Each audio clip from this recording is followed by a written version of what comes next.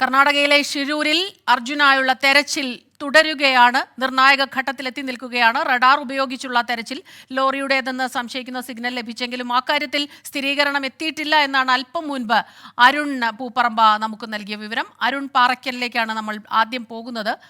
അരുൺ, നേരത്തെ ഇപ്പോൾ MLA പറയുകയായിരുന്നു കൃത്യമായിട്ടുള്ള തെരച്ചിൽ തന്നെയാണ് ഇപ്പോൾ നടക്കുന്നത്, ശരിയായ രീതിയിൽ തന്നെ പുരോഗമിക്കുന്നു. പക്ഷേ മഴ വന്നാൽ തീർച്ചയായും ദുർഘടമാണ് ഈ തെരച്ചിൽ.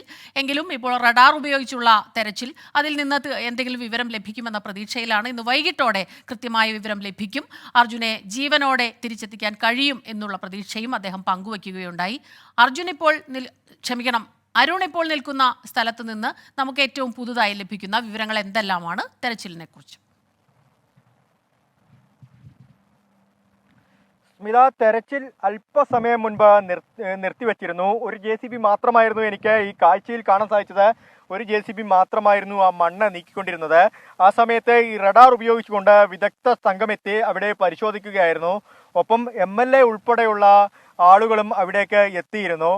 IG ഉൾപ്പെടെയുള്ള ഉദ്യോഗസ്ഥരും അവിടേക്ക് എത്തിയിരുന്നു. ഈ തെരച്ചിൽ സംബന്ധിച്ചുള്ള പരിശോധനകളൊക്കെ തന്നെ വിലയിരുത്തുകയായിരുന്നു. അതിനുശേഷം അവർ മടങ്ങിയതിന് ശേഷം ഈ IG ഉൾപ്പെടെയുള്ളവർ ഇപ്പോഴും അവിടെയുണ്ട്. ഈ MLA ഉൾപ്പെടെയുള്ളവർ അവിടെ നിന്ന് മടങ്ങിയതിന് ശേഷമാണ് ഇപ്പോൾ വീണ്ടും തെരച്ചിൽ പുനരാരംഭിച്ചിരിക്കുന്നത്.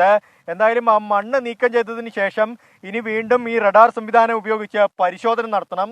ആ ഭാരത് ബെൻസിന്റെ ലൊക്കേഷൻ കൃത്യമായി കണ്ടെത്തണം. ഒപ്പം മറ്റേതെങ്കിലും വാഹനങ്ങൾ ഈ മണ്ണിനടിയിലുണ്ടോ എന്നും പരിശോധിക്കുന്നുണ്ട്. നമുക്ക് ആ കാഴ്ചയിൽ കാണുന്നത് പോലെ തന്നെ ഒരു മഴ പെയ്തു കഴിഞ്ഞാൽ ഈ രക്ഷാപ്രവർത്തനം, ഇപ്പോൾ നടത്തുന്ന ഈ രക്ഷാദൗത്യം അത് ഏറെ ദുഷ്കരമായി തീരും. ഒപ്പം നമുക്ക് ആ ദൃശ്യങ്ങളിൽ സ്മിത ശ്രദ്ധിച്ചു നോക്കിയാൽ കാണാൻ കഴിയും, ഇപ്പോൾ ആ മൺകൂനയുടെ രണ്ട് സൈഡും ഈ വെള്ളം, അതായത് ഈ മലയിൽ നിന്ന് വെള്ളം താഴേക്ക് ഇറങ്ങുന്നുണ്ട്. ആ ഭാഗത്ത് വലിയ രീതിയിലുള്ള ചെളി പ്രവാഹമുണ്ട്. അതുകൊണ്ട് തന്നെ ആ ചെളി ആ പുഴയിലേക്കാണ്, റോഡും കടന്ന് പുഴയിലേക്കാണ് എത്തുന്നത്. അതുകൊണ്ട് തന്നെ ആ പ്രദേശത്ത് ഈ മണ്ണ് നീക്കുന്നത് ദുഷ്കരമായ ഒരു പ്രവൃത്തിയാണ്. ഒപ്പം സ്കൂബ ടീം ഈ പുഴയിൽ പരിശോധന നടത്തിയിരുന്നു. ഇപ്പോൾ അവർ പുഴയിലെ പരിശോധന അവസാനിപ്പിച്ചിരിക്കുന്നു. വാഹനങ്ങളൊന്നും തന്നെ, അല്ലെങ്കിൽ വാഹനങ്ങളോ മറ്റ് ആളുകളെയോ ആരെയും തന്നെ ഈ പുഴയിൽ നിന്ന്, ഗംഗാവലി നദിയിൽ നിന്ന് കണ്ടെത്താൻ സാധിച്ചിട്ടില്ല. അതുകൊണ്ട് തന്നെ തെരച്ചിൽ എനിക്ക് നോക്കുമ്പോൾ കാണാൻ സാധിക്കുന്നില്ല. അവർ തെരച്ചിൽ അവസാനിപ്പിച്ചിരിക്കുന്നു. നേരത്തെ 4-5 ടീം വിവിധ സംഘങ്ങളായി ഇവിടെ വിവിധ ബോട്ടുകളിൽ തെരച്ചിൽ തുടർന്നിരുന്നു. എന്നാൽ ആ തെരച്ചിൽ അവസാനിപ്പിച്ച് അവർ കരയിലേക്ക് കയറിയിരിക്കുന്നു എന്നാണ് എനിക്കിപ്പോൾ ഇവിടെ നിന്ന് നോക്കുമ്പോൾ മനസ്സിലാവുന്നത്. ഒപ്പം കൂടുതൽ JCBകൾ ആ മണ്ണ് നീക്കിക്കൊണ്ടുള്ള പ്രവൃത്തി ആരംഭിച്ചിരിക്കുന്നു. ആ റോഡിനോട് ചേർന്ന് കിടക്കുന്ന, ഞാൻ നേരത്തെ സൂചിപ്പിച്ചതുപോലെ തന്നെ ഒരു ഇലക്ട്രിക് പോസ്റ്റിന്റെ ഒരു ടവർ അവിടെ കിടക്കുന്നുണ്ട്. ആ ടവർ കിടക്കുന്ന സ്ഥലത്താണ് ഈ ഭക്ഷണശാലകളൊക്കെ തന്നെ ഉണ്ടായിരുന്നത്. അവിടെയാണ് ഈ വാഹനങ്ങളൊക്കെ തന്നെ പാർക്ക് ചെയ്തിരുന്ന പാർക്കിംഗ് കേന്ദ്രം. ആ പാർക്കിംഗ് കേന്ദ്രത്തിലേക്കും അതുപോലെ തന്നെ ആ ഭക്ഷണശാലകൾക്ക് മുകളിലേക്കുമാണ് ഈ മണ്ണ് ഇടിഞ്ഞു വീണത്. ആ സമയത്ത് ഒരുപാട് ആളുകൾ ഈ നദിയിലേക്ക്, അതായത് അവിടെ ഉണ്ടായിരുന്ന ഭക്ഷണം കഴിക്കാനെത്തിയ കുടുംബങ്ങൾ ഉൾപ്പെടെ, കൊച്ചു കുട്ടികൾ ഉൾപ്പെടെ ഈ നദിയിലേക്ക് മണ്ണിനൊപ്പം വീഴുന്ന സംഭവമുണ്ടായി. പലരുടെയും മൃതദേഹം കണ്ടെത്തിയത് പിന്നീട് ബീച്ചിൽ നിന്നാണ്. ഈ പുഴ കടലിനോട് ചേരുന്ന ആ സംഗമ കേന്ദ്രത്തിൽ നിന്നാണ് പലരുടെയും മൃതദേഹം കണ്ടെത്തിയത്.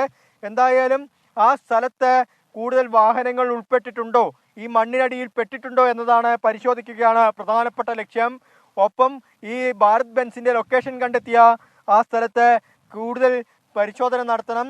കൂടുതൽ ആധുനിക സാങ്കേതിക വിദ്യകൾ ഉപയോഗിച്ചുകൊണ്ടുള്ള പരിശോധന നടത്തണം. അതിനുശേഷം ഈ വാഹനത്തെയും അതിനകത്ത് അകപ്പെട്ടിരിക്കുന്ന മനുഷ്യജീവനെയും രക്ഷപ്പെടുത്തണം. അതിനുള്ള ശ്രമമാണിപ്പോൾ വീണ്ടും തുടർന്നുകൊണ്ടിരിക്കുന്നത്.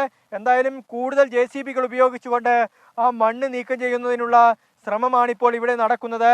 ആ വലിയ ലോറികളൊക്കെ തന്നെ ആ മണ്ണ് അവിടെ നിന്ന് നീക്കം ചെയ്യുന്നതിനായി അവിടെ എത്തുന്ന ആ കാഴ്ച നമുക്ക് കാണാൻ സാധിക്കുന്നുണ്ട്.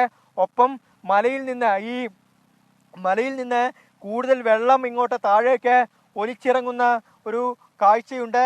അത് ഈ രക്ഷാപ്രവർത്തനത്തെ ദുഷ്കരമായി ബാധിക്കുന്നുണ്ട്. ഇപ്പോൾ ദൃശ്യങ്ങളിൽ കാണുന്നത് ഉദ്യോഗസ്ഥർ അവിടെ നിന്ന് മടങ്ങുന്ന കാഴ്ചയാണ്.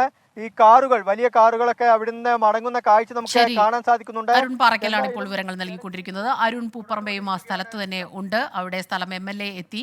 അദ്ദേഹം പറഞ്ഞതനുസരിച്ച് ഇന്ന് വൈകിട്ടോടെ ഈ തെരച്ചിലിന് ഒരു അവസാനം ഉണ്ടാകുമെന്നാണ് പ്രതീക്ഷിക്കുന്നത്. അർജുനെ ജീവനോടെ തിരിച്ച് ലഭിക്കും എന്നുള്ള പ്രതീക്ഷയിലാണ് അവിടെ കൂടിയിട്ടുള്ള എല്ലാവരും.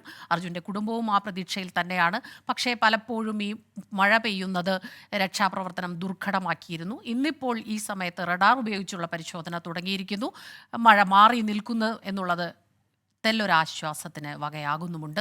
തെരച്ചിൽ തുടരുന്നുണ്ട്. നമ്മുടെ പ്രതിനിധികൾ അവിടെ തുടരുന്നുമുണ്ട്.